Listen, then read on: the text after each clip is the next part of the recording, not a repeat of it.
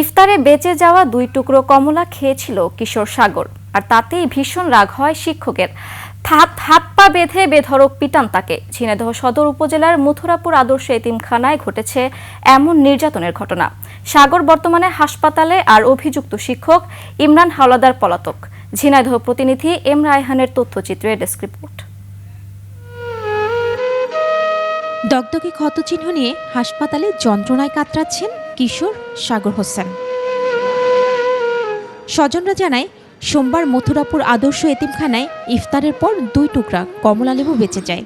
রাতে সাগর তা খেয়ে ফেলে। এই অপরাধে রাতে তাকে দড়ি দিয়ে হাত পা বেঁধে লাঠি দিয়ে বেধড়ক পিটান শিক্ষক ইমরান হাওলাদার। এতে সাগর অসুস্থ হয়ে পড়লে সকালে স্থানীয়রা স্বজনদের খবর দেয়।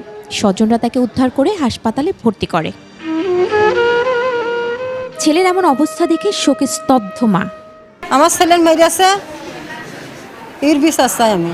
বাইন্দা মেরেছে, ডাল দিয়ে মেরেছে, মেহগনি ডাল দিয়ে মেরেছে, আর স্কার্ফ দিয়ে মেরেছে। ঘটনার পর থেকে পলাতক অভিযুক্ত শিক্ষক ইমরান। তাকে দ্রুত গ্রেফতারের দাবি স্থানীয়দের। চোরের অপবাদ দিয়ে অমানসিকভাবে মনে করেন যে বেঁধে রশি দিয়ে বেঁধে স্টাম্প দিয়ে মেরেছে। একজন শিক্ষক ছাত্রকে এভাবে মারা কোনো রকমই যায় না। ছেলে না বুঝতে পারে একটা জিনিস খেয়ে ফেলে তাই মারতে হবে নাকি? তার আইনগত ব্যবস্থা নেওয়া হবে বলে জানালেন এতিমখানা কর্তৃপক্ষ।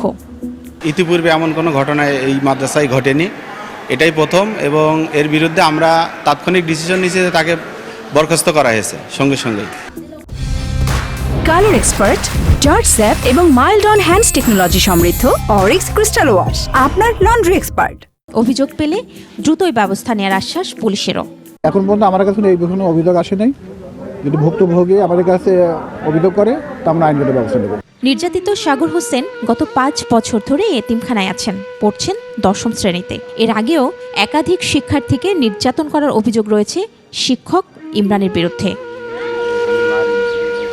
মহিমা পলি, ডেস্ক রিপোর্ট, 21 টেলিভিশন।